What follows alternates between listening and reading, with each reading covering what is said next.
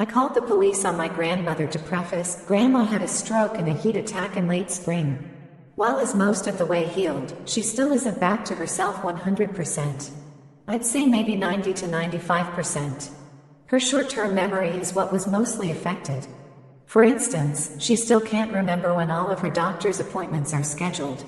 She has been medically cleared to go back to all regular activities, i.e. handling money, up and down stairs, etc. However, she still has to take a driver's retest to determine if she can have her driving privileges back.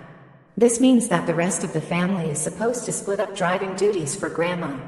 But Grandma is much too impatient to wait for one of us to have a day off or get out of work so she can go run around.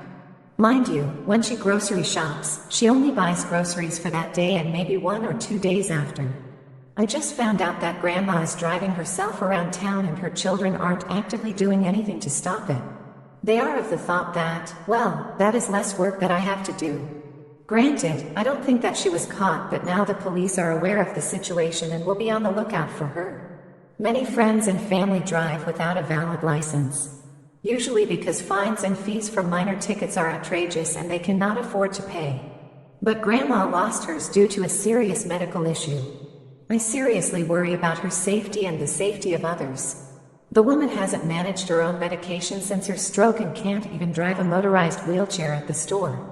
My spouse and one sibling know that I have done this, but I know for a fact that the rest of my family would be up in arms if they ever knew. Please tell me that I am not the off for anonymously calling the police. Ada for not wanting my husband in the delivery room? I, 26F, am currently expecting a baby with my husband, 27M, and she is due this January. I have been forming my birth plan for a while now and it states that I don't want my husband in the delivery room, but instead my mom.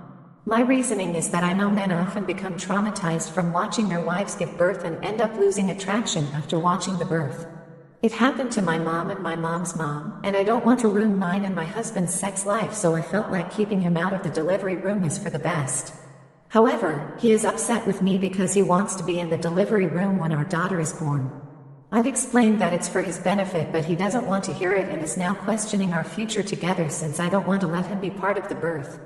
I've offered to let him come in after to cut the umbilical cord or see the baby in the hospital's nursery, but he says that isn't the same. My mom agrees with me that I'm making the right choice, but most of my friends say that I'm making a mountain out of a molehill and that my husband isn't the type to do that.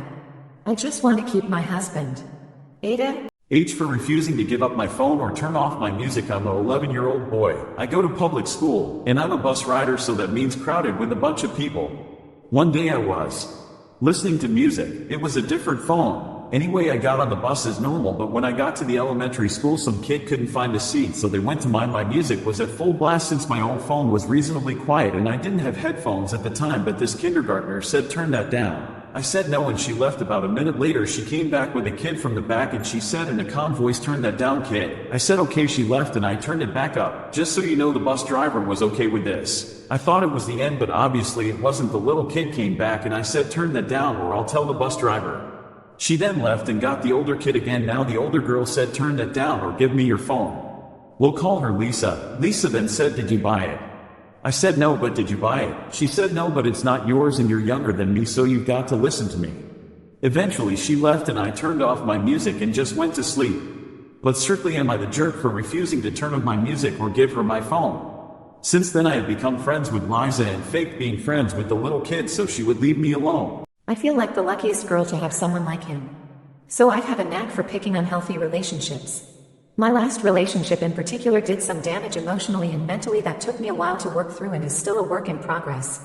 Luckily I started dating someone 7 months ago that gets what I've been through, so he's been extremely patient with me and we talk through things that I get weird about. That's not why I'm here bragging ATM though, but I feel you need a little context. I've been horribly sick with COVID for 3 days now, yesterday being the absolute worst of it. Now I'm used to taking care of myself when sick and having little to no help from past experiences.